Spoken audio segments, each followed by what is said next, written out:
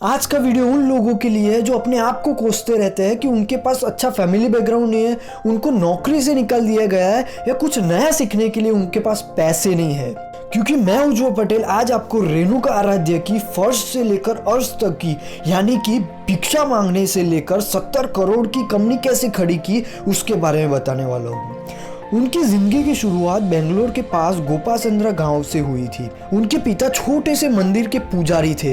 वो आसपास के गांव में जाकर भिक्षा में अनाज मांग कर लाते थे और उस अनाज को मार्केट में बेचकर जो पैसे मिलते थे उसी से उनका गुजरान चलता था। उस वक्त रेणुका भी उनके पिताजी के साथ भिक्षा मांगने जाते थे, पर बच्चे के अच्छे भविष्य के लिए उनके पिताजी ने रेणुका को चिप्पेट के एक आश्रम में भेज दिया। वहां पर उनको सिर्फ 2 टाइम का ही भोजन मिलता था, सुबह और रात को 8 बजे।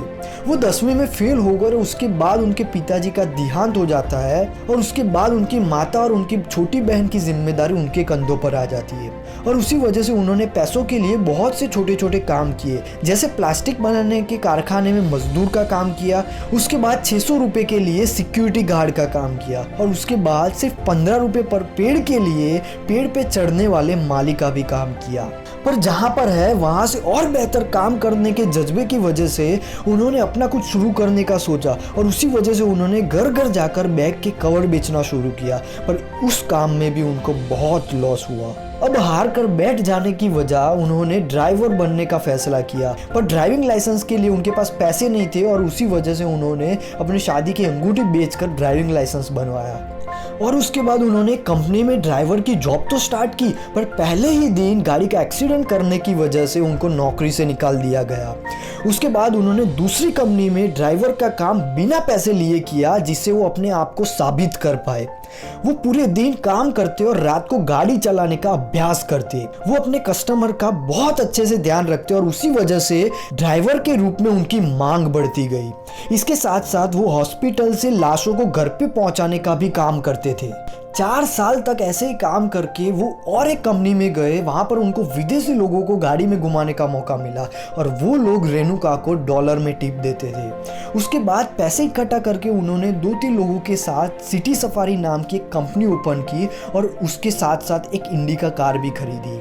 और उसके बाद लगातार मेहनत करके दूसरे ही साल उन्होंने दूसरी कार भी खरीदी। पर कहते हैं ना कि जिंदगी में जो कुछ भी चाहिए उसके लिए खुली आंखों से सपने देखने पड़ते हैं, उसके साथ साथ जी जान से मेहनत भी करनी पड़ती है।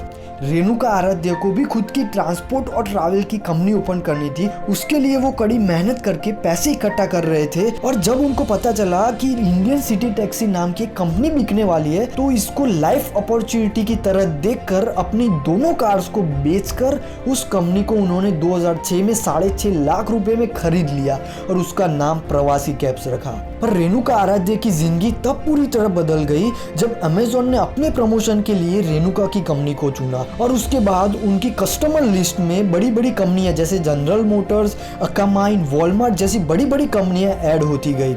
रेणुका आराध्या अपनी कंपनी को और अपने आप को हमेशा अपडेट करते रहते। जहां पर ओला उबर आ जाने की वजह से बहुत सारी ट्रैवल कंपनियां बंद हो गई, वहां रेणुका की कंपनी और अच्छा बिजनेस कर रही थी। उन्होंने अपनी कंपनी में ओनर कम ड्राइवर की नई स्कीम भी शुरू की थी, जिसमें 50,000 रुपए एडवांस लेकर ड्राइवर को 36 महीने के लिए गाड़ी चलाने देते, फिर वो कार ड्राइवर के नाम पे ट्रांसफर हो जाती। और आज उनके पास 1500 से भी ज्यादा कार्स और 100 से भी ज्यादा स्कूल बसेस है और उसके साथ वो 3 स्टार्टअप्स भी रन कर रहे हैं। रेणुका आराध्या की लाइफ से सीखने को मिलता है कि भले ही जो काम कर रहे हो उसमें बार बार फेलियर मिल रहा हो, फिर भी वो काम और बेहतर तरीके से करते जाओ और जिंदगी में मिल रही हर अपॉर्चुनिटी को पॉजिटिव नजरिए से देखो और उस पर काम करना शुरू कर दो।